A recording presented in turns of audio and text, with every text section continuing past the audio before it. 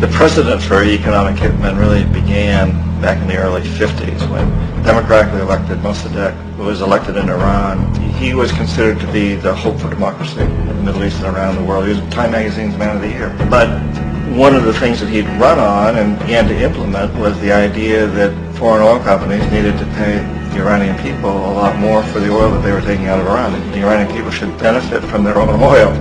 Strange policy. We didn't like that, of course.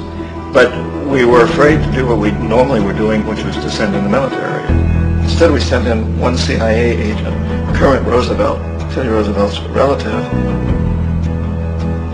And Kermit went in with a few $1 million and was very, very effective and efficient. And in a short amount of time, he managed to get Mossadegh overthrown and brought in the Shah of Iran to replace him, who always was favorable to oil.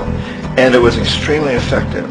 So back here in the United States, in Washington, people looked around and said, wow, that was easy and cheap.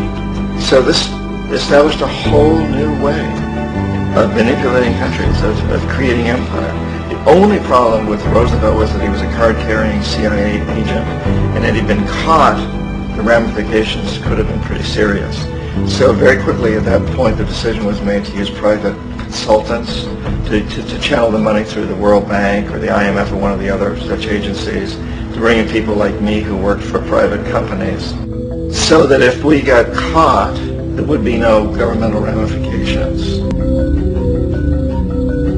When Arbenz became president of Guatemala, the country was very much under the thumbs of United Fruit Company, the big international corporations. And Arbenz ran on this ticket that said, you know, we want to get the land back to the people. And once he took power, he was implementing policies that would do exactly that, give the land rights back to the people. United Fruit didn't like that very much. And so they hired a public relations firm, launched a huge campaign in the United States to convince the United States, the people, the citizens of the United States, and the press of the United States, and the Congress of the United States, that Arbenz was a Soviet puppet, and that if we allowed him to stay in power, the Soviets would have a foothold in this hemisphere. And that, at that point in time, was a huge fear on everybody's mind, the Red Terror, the Communist terror. And so, to make a long story short, out of this public relations campaign came a commitment on the part of the CIA and the military to take this man out. And in fact, we did. We sent in planes, we sent in soldiers, we sent in jackals, we sent everything in to take him out, and did take him out. And as soon as he was removed from office, the new guy that took over after him basically reinstated everything to the big international corporations, including United Fruit. Ecuador, for many, many years, had been ruled by pro-U.S. dictators, often relatively brutal.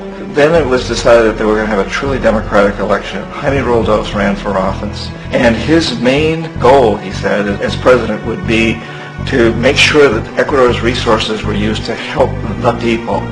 And he won, overwhelming, by more votes than anybody had ever won anything in Ecuador.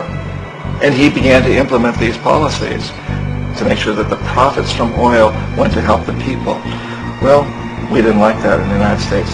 I was sent down as one of several economic hitmen to change Roldos, to corrupt him, to bring him around, to let him know, you know, okay, you know, you can get very rich, you and your family, if you play our game, but if you continue to try to keep these policies you've promised, you're going to go. He wouldn't listen. He was assassinated. As soon as the plane crashed, the whole area was cordoned off. The only people allowed in were U.S. military from a nearby base and some of the Ecuadorian military. When an investigation was launched, two of the key witnesses died in car accidents before they had a chance to testify. In my position as an economic hitman, I was always expecting something to happen to Jaime, whether it be a coup or assassination, I wasn't sure, but that he would be taken down because he was not being corrupted. He would not allow himself to be corrupted the way we wanted to corrupt him. Omar Torrijos, president of Panama, was, you know, one of my favorite people. I really, really liked him. He was very charismatic. He was a guy who really wanted to help his country. And when I tried to bribe him or corrupt him, he said, look, John, he called me Juanito. He said, look, Juanito, I don't need the money. What I really need is for my country to be treated fairly. I need for the United States to repay the debts that you owe my people for all the destruction you've done here.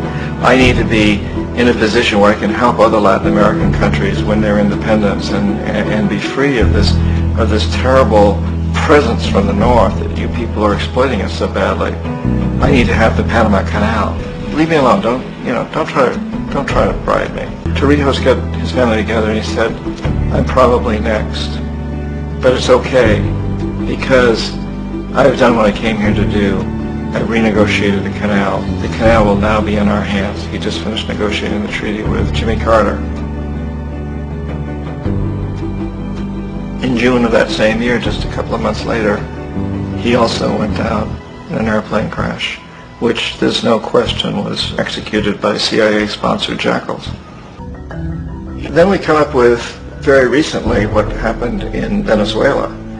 In 1998, Hugo Chavez gets elected president, following a long line of presidents who'd been very corrupt and basically destroyed the economy of the country. And Chavez was elected amidst all that. Chavez stood up to the United States, and he's done it primarily demanding that Venezuelan oil be used to help the Venezuelan people. Well, we didn't like that in the United States. So in 2002, a coup was staged, which is no question in my mind, and most other people's minds, that the CIA was behind that coup.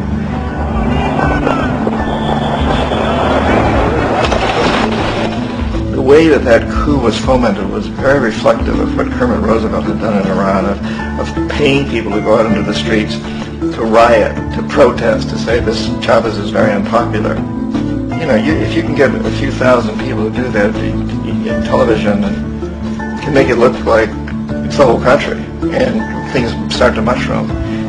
Except in the case of Chavez, he was smart enough, and the people were so strongly behind him that they overcame it, which was a phenomenal moment in the history of Latin America. Iraq actually is a perfect example of the way the whole system works. So we economic hitmen are the first line of defense. We go in, we try to corrupt the governments and get them to accept these huge loans, which we then use as leverage to basically own them. If we fail, as I failed in Panama with Omar Torrijos and in Ecuador with Jaime Roldos, men who refused to be corrupted, then the second line of defense is we send in the jackals. And the jackals either overthrow governments or they assassinate. And once that happens and a new government comes in, boy, it's going to toe the line because the new president knows what will happen if he doesn't. In the case of Iraq, both of those things failed. Economic hitmen were not able to get through to Saddam Hussein. We tried very hard. We tried to get him to accept a deal very similar to what the House of Saud had accepted in Saudi Arabia, but he wouldn't accept it. And so the jackals went in to take him out. They couldn't do it. His security was very good. After all, he had one time worked for the CIA. He'd been hired to assassinate a former president of Iraq and failed, but he knew the system. So in 91, we send in the troops and we take out the Iraqi military. So we assume at that point that Saddam Hussein is going to come around. We could have taken him out, of course, at that time, but we didn't want him. He's the kind of strong man we like. He controls his people. We thought he could control the Kurds and keep the Iranians in their border and keep pumping oil for us. And then once we took out his military, now he's going to come around. So the economic hitmen go back in the 90s without success. If they had had success, he'd still be running the country. We'd be selling him all the fighter jets he wants and everything else he wants. But they couldn't. They didn't have success. The jackals couldn't take him out again. So we sent the military in once again, and this time we did the complete job and took him out. So, Iraq shows the three stages. The economic hitmen failed there. The jackals failed there. And as the final measure, the military goes in. And in that way, we've really created an empire. But we've done it very, very subtly. It's clandestine. All the empires of the past were built on the military. And everybody knew they were building them. So the British knew they were building them, the French, the Germans, the Romans, the Greeks. And they were proud of it. And they always had some excuse like spreading civilization, spreading some religion, something like that. But they knew they were doing it. We don't.